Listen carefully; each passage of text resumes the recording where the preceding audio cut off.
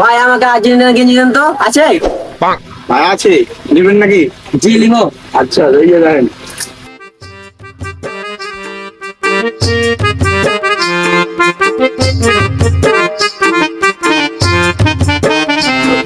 ভাইয়া ব্রাজিলের গেঞ্জি আছে? আছে দেখান তো।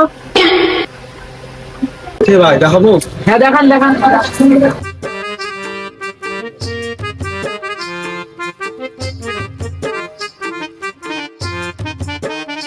এটা 200 টাকা ভাইয়া।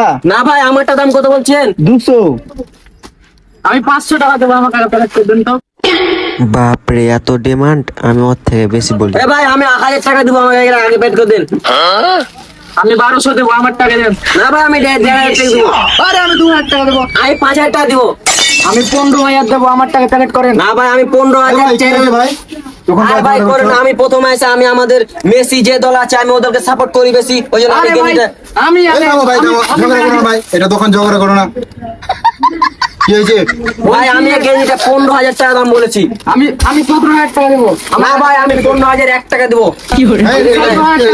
ঝগড়া করতে হবে না। এ ভাই আপনি এটা বিচার করে দেন তো। ভাই এখানে ঝগড়া, ভাই এখানে ঝগড়া করো না ভাই, এটা দোকান ভাই, এটা সময় আছে। কে আগে এসছে ভাই? ভাই আমি আসছি। আমি এটা প্রচন্ড ভালোবাসি, আমার বুক থেকে বেশি ভালোবাসি। আমিও আচ্ছা ভাই ভাই থামুন ভাই, থামুন।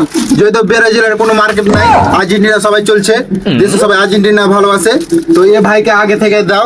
এ ভাই আগে এসছে, এই দোকানদার ভাই এটা প্যাকেট করে দাও। আরে এটা কেমন কথা? আরে ভাই ডেমার্ক চলছে এটা ভাই, কোন কথা হলো? ব্রাজিল চলে না। আচ্ছা ভাই এটা প্যাকেট করে দেবো না? জি ভাই প্যাকেট করে দেন এটা। একটাই নেবেন? হ্যাঁ একটাই নিব। এটা জানি আলাদি। কি করে?